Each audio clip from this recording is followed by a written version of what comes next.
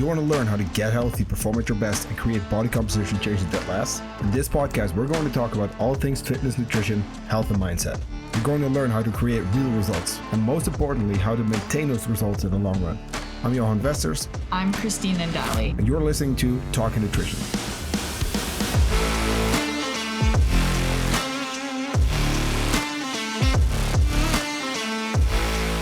What's up, guys? Episode 14. Welcome to Talking Nutrition. I actually lied in my newsletter this morning because I said we were going to record an episode on periodization this morning or this afternoon. Oh, yeah, we switched that up. So that one's going to have to wait.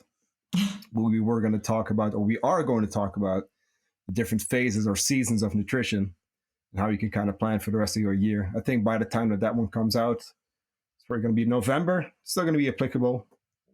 Yeah. But basically, I already just want to put it out there. The different phases or seasons of nutrition, they kind of come and go, right? So if you've been dieting a lot, for example, you probably want to go back to maintenance. If you've been maybe not really paying attention to nutrition at all, maybe it's a good time to get started and start building the right habits, right? But yeah, seasons of nutrition come and go, just how certain people just leave their Christmas tree up. And other people actually put and then some people or most people actually put them away after Christmas. It's still up, right? Gosh. Yeah. Yeah, I thought so. Oh my gosh, I'm dying. So where is it though? For people, that was so good. You said that like so subtly. For people who don't know, I kept my tree up for quite literally like 2-3 years. I had this like mini tree and I kept it up all when I lived in Salt Lake City. And then I brought it to Michigan, kept it up in Michigan. And then we moved to this new house last year. I had it up here.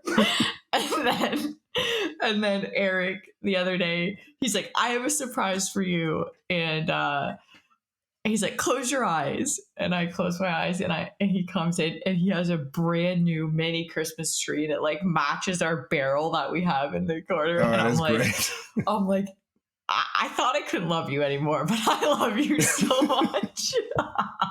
Yeah, it's great that it's still there. Yeah, I mean, I just love it.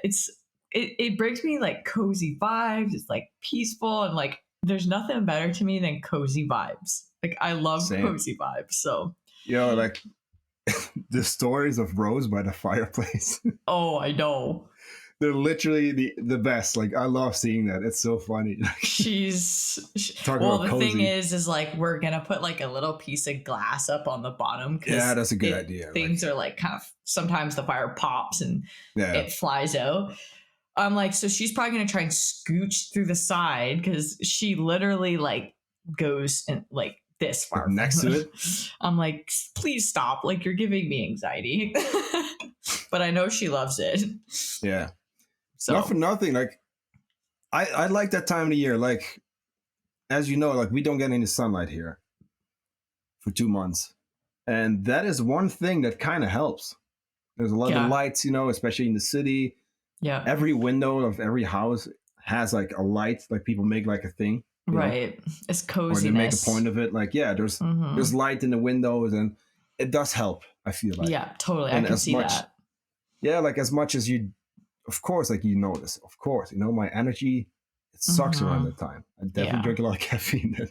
Yeah. But like, it's something that helps. And it's a nice time of the year. So I'm actually looking forward to that already. Especially because I'll be back in maintenance by then. So by the time of this recording, I have about 3 weeks left in my cut. So I'm going hard the last couple of weeks, but I'm excited to do a reverse diet. I'm going to share everything. One of my clients was like, Johan's looking so lean. I'm like, I know. I'm like, he shocked me the other day when he came on Instagram. And that was only like I think like a 2-week gap or something between episodes. Yeah. You made a lot of progress in that, like 2 weeks. Yeah. That's when like the face fat started going. And then now, like the very end, like the lower like stomach area is going. Yeah. Well, anyway, So we're doing a Anyway, Q&A I think today. we're going to do a Q&A. Yeah. Yeah. So I'll start off. Go ahead. So, question from Caitlin. This came through. So you can ask podcast questions in the link in my bio, and it will email it to me. So this one came through that. So she asked, when using, if you use an intensity multiplier to calculate TDEE, have you ever, or can you go in between the suggested numbers given for the equation?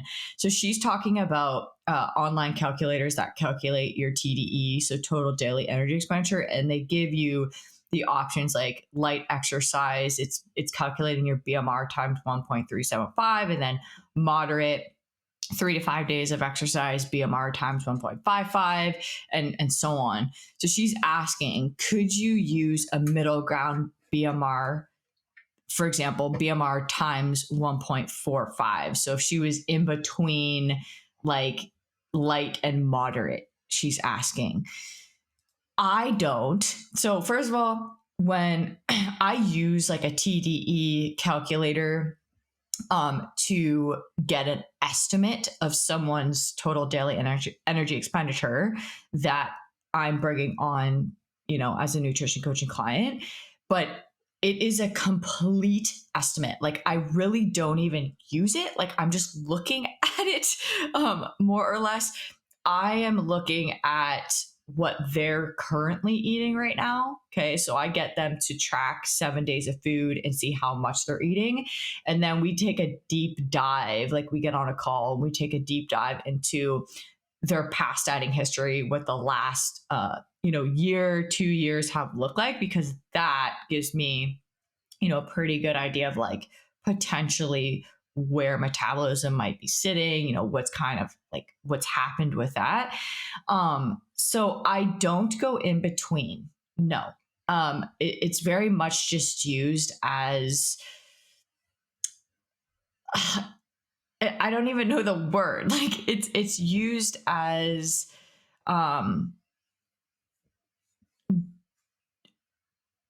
It's like an estimate. Yeah, like it's an estimate. I think what she's it's being overcomplicated in this Oh, so yeah. in this like she's just overcomplicating it a little bit. So my suggestion would be to go on a little bit of the lower end. So like there's different calculators are going to give you different numbers. So like I'll use like BMR calculator.org, and then you could use like something like Precision Nutrition or like Harris Benedict, and I'll kind of go in the middle of based off like what they've given. But I still recommend you track your food for 7 days and you go off of that and see what your weight is doing, like average your weight. And if you're maintaining with those calories that you're on, or like do it for 2 weeks, that's going to tell you where you're currently at. And then you can kind of, if you need to increase for a period of time, if you need to decrease now, okay, you can go from like where you're currently at. Totally. Don't overthink it. Just get started with a number and see how your body responds. If you weigh yourself, you'll know if it's too much, if it's too little, or the right amount, right? You would, I technically like I would actually want my clients to track for 2 weeks, right? But I mean, we just don't, because we want to get started.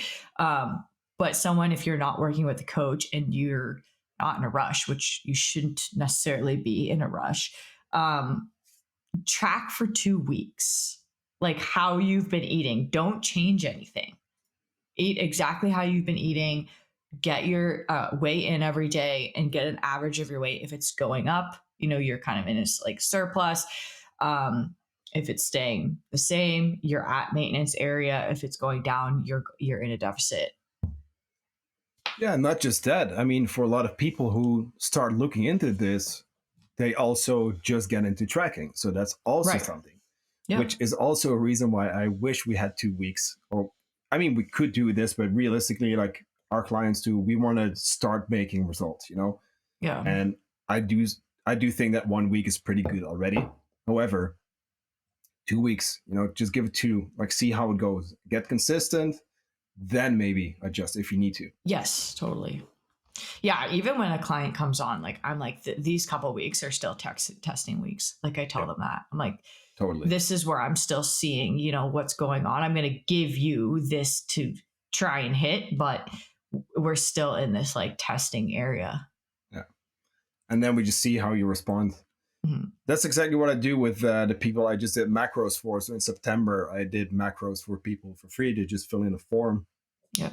And I shoot them an email with a bunch of questions. And then eventually, after a couple emails, I sent them the numbers. I told them like, yo, start with this, right? Like, I don't have that much information. I tried to collect as much as possible, but start here and see how it goes. 2 weeks, see what you do, what your weight does, I should say. See how you go. And then maybe like, feel free to get back to me, but like, give this a chance first. And I think, especially if you're doing this on your own, like Kristine said, give it a shot, 2 weeks, and maybe adjust when you need to afterwards. But until then, just get consistent first, right? And see how you respond.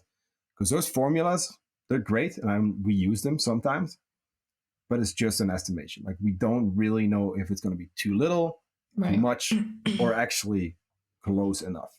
Yeah. Alrighty. Next question from @Nelly.Flora. So maybe you could talk in one of your episodes about calorie counting. I would like to know how you count properly and how small amounts you should count. For example, if you eat bread with a little bit of butter and cheese, should you count just the cheese and the bread, or the butter too? I think this is a great question, because that butter can actually make a big difference. Especially if you see how much some people use. I personally don't, but I think it can make a very big difference. I even want to say that could even be the thing where a lot of people might go wrong, where they think, hey, I'm trying to lose weight at X calories, but I'm not, right? It's those little things that can really add up. So how to do it right, how to track calories or macros, correctly. I'm just going to go down a list of bullet points that I put down, because I think that if you go with this approach, you are going to see results and you can really figure it out. Now, with the tracking, as Kristine already said too, like, you do kind of want to get started and, figure it out first and test it out. But we always start with that food diary. We track your food. Hey, if you're on your own, give it like 1 or 2 weeks, and then track your average weight. So that's very important, average weight. Take time to get used to the app, but the app you want to use is Chronometer. Like, that's what I use myself. That's what Kristine uses. That's what we both use with all of our clients, or at least for me, all of my clients. And I think it's the best, like, hands down, right? They have their own database, the Common Foods database, which you should be tracking for the most part. So the common foods are just generic foods, right? Bread, potatoes, bananas, cottage cheese, chicken, whatever, normal stuff. Try to use that one as much as possible. Those are the foods we want to focus on anyway. Remember, 80-20. Now, if it's not really a generic thing, say like Fruit Loops, for example, which is always the example I use, that's more brand specific. There's not really like a generic Fruit Loops. Well, in that case, look up the brand. If that is not in the database, log something similar. But try not to add stuff yourself. I see this time and time again. And especially that's why I hate MyFitnessPal, because you have a database of like a million different, options, and they're usually incorrect, right? Food labels are already incorrect for the most part, and people add stuff with the wrong calories or macros, whatever. It just becomes a mess. So use Chronometer, use the Common Foods database for the most part, which is really cool, by the way, because you get the micronutrients too. Then next, do not log calories burned. This is very important, because when you calculate that TDEE, we already include your activity. So don't log calories burned. And also do not eat back those calories if they are in your app. Log everything. So including the butter. Yes, you definitely do want to log the butter as well. You'd be surprised of how much of a difference that can really make. A little bit of olive oil, a little bit of butter, a a little bit of cream cheese, whatever. Let's say it's 30 calories or 50, whatever. Doesn't sound like that much, but what if it's 50 here and 30 there and maybe 60 there and then 10? Might just be the difference between losing weight and not at all, right? So log everything and try to be accurate enough. Now, how small amounts? I usually say round it up or down to 5s or 10s, right? If something is like 51 grams, just log 50 grams in your app. If something is 34 grams, just go with 35, right? Don't go on those single grams. It's unnecessary, but you do want to keep it consistent. Lastly, the foods that you don't necessarily have to weigh all the time and you can be a little bit more, eyeball-y with are fruits and veggies. What I really like a chronometer too, and this is what I do with, when I eat my veggies, for example, you can log like 1 medium carrot or like a large apple, whatever. Sometimes I double check the weight just to kind of see. But, let's be honest, the difference between like 50 or 70 or even like 100 grams of like lettuce is like nothing. So with that stuff, you can be a little bit more, like ballparky, but like try to just learn from tracking. And that's my last point here, is that you want to give tracking an honest chance to learn from. You can go through your transformation.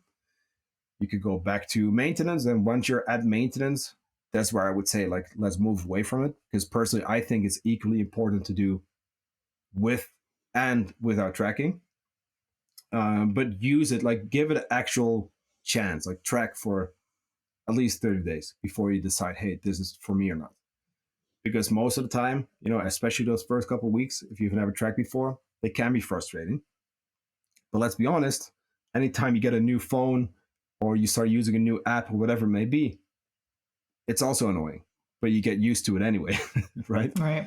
So be open to it and track accurately. And then once you're good, I'd say, be more flexible, move away from it. But it just depends, when the time is right. Mm-hmm. Yeah, like with like weighing and measuring and stuff, the first couple months of, I mean, it depends on the client, but like most all clients who haven't tracked or it's been like a long time, mostly people who have never tracked before, like I really get them to be fairly strict with their weighing and measuring at the beginning, because I want them to see what 4 ounces of chicken looks like and what's in 4 ounces of chicken, as far as like how much protein, how much fat, so I really want them to be actively tracking, weighing and measuring, so they learn portion sizes. Like it's so important. For long-term success, long-term change, just, awareness around food in general. So the first like couple months, we will be doing that, when they're at home. Do I expect that when they're out? No, but when what they're doing at home is going to translate into eating out and being able to control that as well. Right. So yeah, we go like hard in the paint at the beginning. And then I tell them, okay, like once you're like comfortable with these portion sizes, I don't expect you to be like weighing and measuring every single thing. We'll still continue to, track,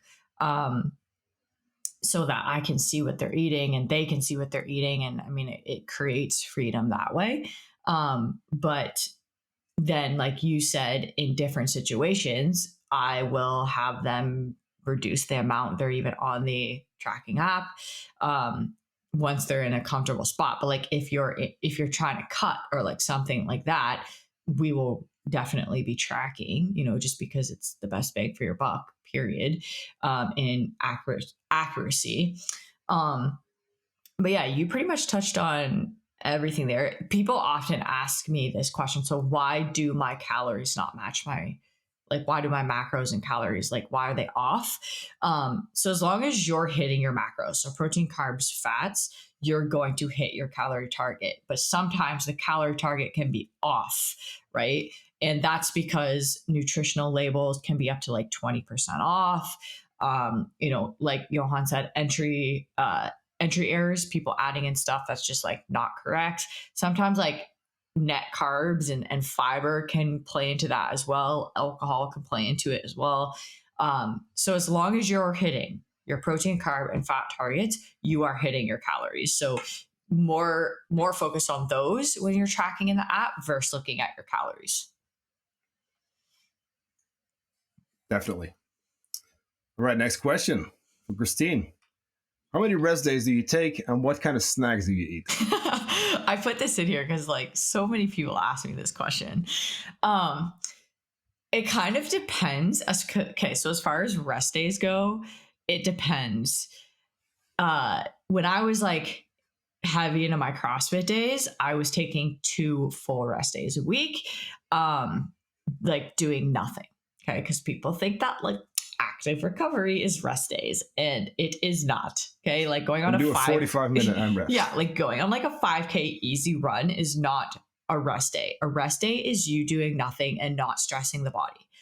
So when I was CrossFitting / competing, that was 2 days, pure rest. Now I train 3 to 4 days a week. So I'm taking, depends if I'm training 3 or 4 days a week. So sometimes, 4 days.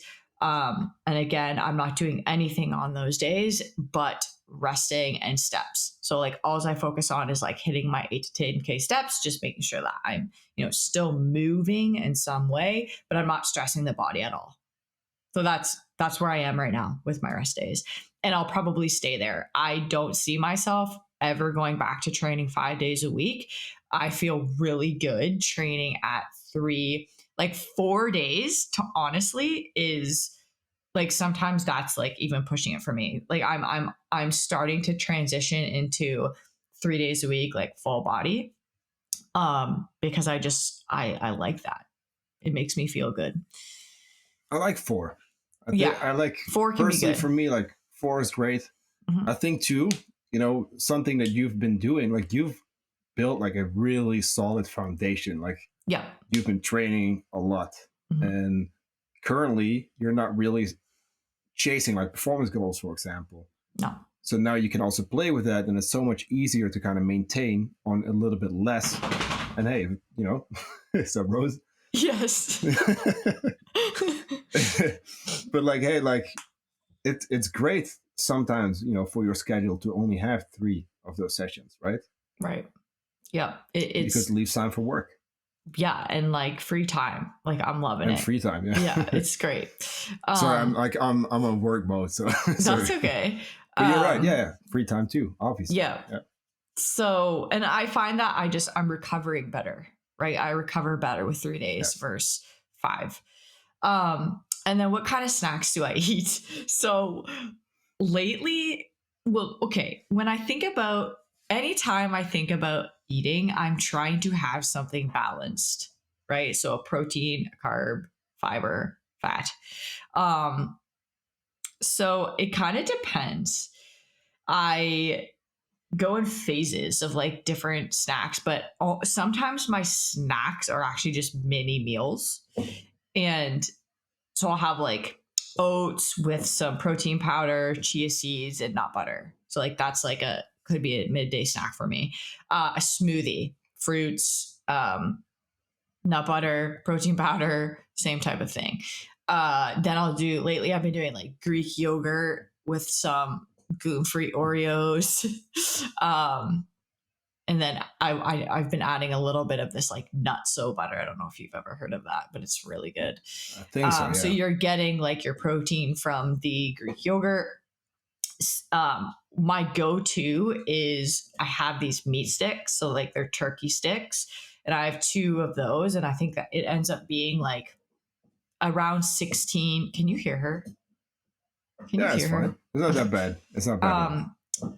It ends up being around like 16 grams of protein. So I have 2 sticks, and then I'll usually pair it with some sort of fruit. So I'll have like an apple or grapes, or something like that. And then sometimes I'll just, if I have leftover food in the fridge from like my dinner, I'll do a small meal from that food. So it's not necessarily like snackish food. It's still a meal, but it's just a little bit smaller amount. Those are pretty much or sometimes I'll like run to Starbucks and I'll get the egg white bites, and then I'll get like almond milk latte. That's nice. like, I love something like that, something different. So, I mean, I'm always just trying to think about it being a balanced snack, whether it's a smaller amount or if it's like a mini meal. Like that. I think personally right now, because I'm like at the very end of my cut, I'm just on meals, like it's not crazy low, which I'm very happy about, but like I'm, for my standards, like I'm on low calories and my meals are smaller. I'm still getting 5 feedings in because I want to keep my protein in check. I realized this yesterday morning, like my nutrition like highlight of the day now is like my peanut butter in the morning, because I do like oats with protein and berries. Yeah. And then I have like peanut butter for snack or for healthy fats, but I just eat it like straight from the spoon, And like that's my highlight of the day. Like I love that so much. Funny how that works when you're dieting. Yeah, but like no, I like peanut butter. Like I can control it. But I used to have. I remember when I was doing this is back when I was doing the zone diet. Oh gosh. Which is like it's way too little for the CrossFit. But okay. Yeah. I would have these episodes where I was rushing to work and I figured, okay, shit, like I didn't get my dinner in. Let me quickly get something. So I'd get like a pack of these like crisp breads and a jar of peanut butter, and I would just have I would have the whole jar. Stop. Seriously? Like in a meal, with like wow. With those crackers in. And that must have been, I don't even know how many calories, but like that was a lot. So many. That was so much. But like, long story short, I fucking love peanut butter. But like, that's one. And that's just a daily meal. And I legit, like, I really enjoy that, Yeah. Otherwise, what I also really like, we have this, so we have these rice crackers that have like chia seeds as well. They're really good. And they're not like the usual ones. They're slightly different. They're way better because usual like normal rice cakes, I don't like them too much, but they're different for some reason. I don't know. But I have those with like we have like a sugar-free apple pear jam. It's like crack. It's super good. So that's one. And then more processed stuff. I'm big on Oreos. Not at the moment because I'm dieting, but I'll have those every now and then. Sometimes I'll just sprinkle sprinkle some on my oatmeal. Other times, what else do I like? In Spain when we were on the trip at Lidl. I'm not sure. Do you guys have Lidl in the US? Or no? It's like a supermarket chain. Like no, I know it's like probably German or Danish, but I thought it was international. But they have these protein yogurts. It's like a cup. Oh, yeah. Like it's like this. It's like 25 grams. And they also have like a protein drink, like a protein milk. Those were super good, and I really like those as well. So even when I'm snacking, like I'm still including, well, definitely protein, and then just kind of whatever I feel like. Sometimes it's processed, sometimes whole foods. Right. Usually whole foods for the most part. Yeah, I've been crushing dried mangoes too. So good. Yeah, they're super good. Oh, they're great. Like when I'm low on my carbs or something, I just crush some dried mangoes. Yeah, it's the best. It's good. Yeah. It's like an easy way to catch up as well. Yeah. Right? All right. Next question from a real Seabass. This is the second time we got a question from him. Thank you for supporting us. Here we go. So I would love to learn more about weight and fat loss in terms of heart health. So I've heard the rumor that your heart doesn't care about body composition, just weight. But that can be true, right? As always, it depends. So having too much body fat, right? Being overweight and being obese. And I feel like I have to be careful saying this, but like it's not healthy for you. Hey, what's up, Rose? There she is. Oh, I love this. This is great. For the people who are not watching, we got a Rose guest on our podcast. just joined our podcast. we'll make sure to post a reel of this. I love it. What's up, Rose? All right. Okay, keep going. Dogs are the best. Okay, back to your question. So it's almost weird. Like I do feel like I have to be like careful saying this, but like having too much body fat on our body, being too heavy, being obese is not healthy. The like health at every size movement is quite a thing these days. But I mean, there is so much research that shows that having too much body fat is not good for your health, right? And a lot of people want to turn this into a discussion, but I mean, if we look at the research, right, there's so much on it, and I mean, we know that it's not good for you. Yeah. So for a lot of people, like if you are too heavy and you have too much body fat on your body, sure, that's probably not that great, for your heart either. I'm also assuming that these people are not usually doing a lot of cardio, which also would actually benefit their heart health. But okay. So for a lot of people, it would be a good thing, if they are overweight, if they're obese, they could lose some body weight, spend some time living in a calorie deficit and get healthier. Yeah. Now, you can be too big for your heart to keep up, being lean as well. However, a lot of people, well, definitely the people we work with, but I would say most people, they're not going to get to that point because this is something we see in bodybuilding where there's, a lot of steroid use as well. That's where people can get so big that their organs can't keep up. And we do actually see people dying there. Right? It's happening a lot lately. And especially, 100%. Like recently, and I mean, like the last couple of years, it's been happening more and more. Unfortunately, just kind of scary. Like I see, or I have this idea that it's way more common now as well for people to do steroids. So yeah, I don't know. It's kind of worrying, And I know that the regulations in Europe are still pretty strict, but I have heard, I don't know how true this is, but like I have heard that it's very easy for people, even young people, to just get steroids. Oh yeah, it's very easy. Mm-hmm. Literally, so like they're just at the gym. Like people are just, you can just basically ask anyone. Exactly. So it's not a good thing. Don't do steroids, guys. No. But that would be one scenario. Like that's when you could be too big for your heart to keep up. But again, most people won't get there. So it depends. Yeah. All right. Last question. Crap, I exited out of it. It was how much important is food? So, yeah, go ahead. You go ahead. How important is food variety?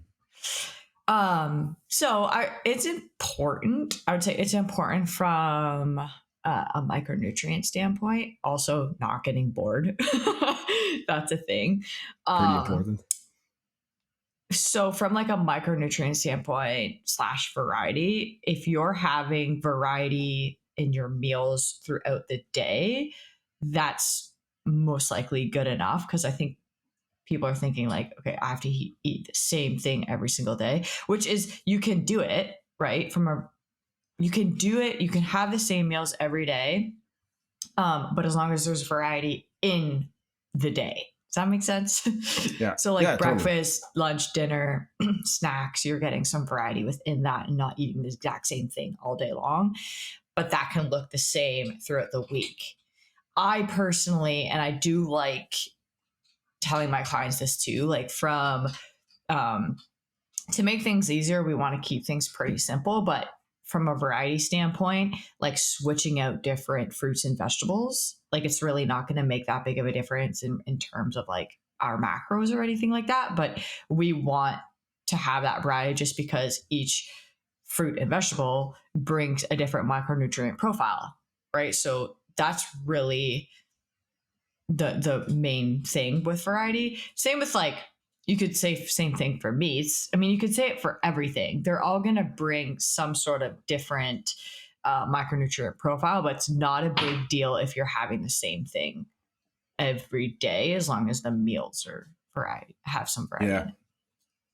I guess maybe if you're like on a diet, you're like towards the end where you're really eating less and less, and like there's not that much coming in. that's where it might be a little bit more important. Yeah, But because still, yeah. we wouldn't necessarily stay, if we do this right, we don't stay there that long. So again, I think for most people, like, variety is gonna matter for just adherence, right? Yeah. Repeating meals, and this is something I told you this recently. Like, I've been doing this more personally as well with clients, and I see good results with it. We're not necessarily on a strict meal plan, but I do say, hey, like, can we, repeat 3 out of 4 meals, 4 out of 5, right? Just to make keep it variety. easier. Yeah, keep it easier, because this goes back to tracking as well. If you change it up all the time, all these different foods, right? And especially if this is food with a label and it's a little bit more processed, knowing that those labels can be quite inaccurate, there's so many variables there that we might just be causing some, what's the right word? Just being incorrect with our tracking. Inaccuracies, yeah. Inaccuracies, exactly. Sorry. And this is something that Cody had me do. And he told me, like, yo, I see that from day to day, and this is like a month and a half maybe, he told me, like, yo, I see from day to day that your macros are up and down. Not that that's bad, but let's actually dial it in. Let's actually get you on sort of a plan, right? Yeah. And I did that. Guess what? We stuck to the same macros and my weight just dropped. Yeah. So that's maybe a little tip there. Like, variety can sometimes make tracking a little bit more inaccurate. Yeah, and harder and stressful to hit your numbers, right? Because you're just like, now you're starting to play like macro Tetris, right? And you're like trying to figure it out like on the fly. Whereas like if you had the same one, you're way less, what's the word? Like food fatigue, like, or decision fatigue. Yeah. That's the one. Like you just know, okay, if I eat this, I'm going to hit my macros. Yeah. And personally, that's why I keep, right now 4 to 5 meals the same, because it's also just something I don't have to think about during the day. Right, exactly. I'm busy. Mm-hmm. I get my breakfast. It's the same thing. Like, literally now, so normally I do 30 grams of protein powder, or 50. I do 100 grams of oats, 100 grams of berries, and then 30 grams of peanut butter. The only difference now is that the peanut butter is 20 grams and the oats and the berries are like half, so 50-50. Makes things so much easier. Yeah, and it's just simple. I know what I get, and it's just one thing less to kind of like think about, right?